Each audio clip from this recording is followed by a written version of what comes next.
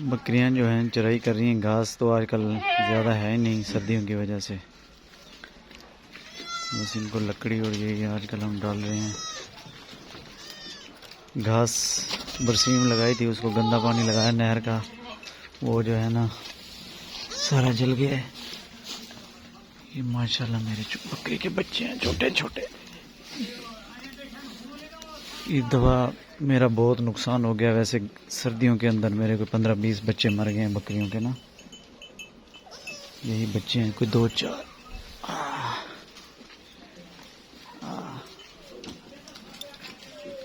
मेरी बेटी खेलती है इनके साथ। ये मेरा ब्रीडर है और ये सारे ना मुझे देख के डर रहे हैं।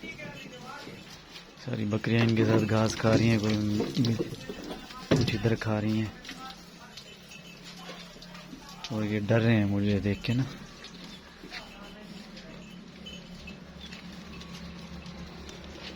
इस दफ़ा मेरे बकरियों का बच्चों का बहुत नुकसान हो गया है, पता नहीं क्या हुआ है,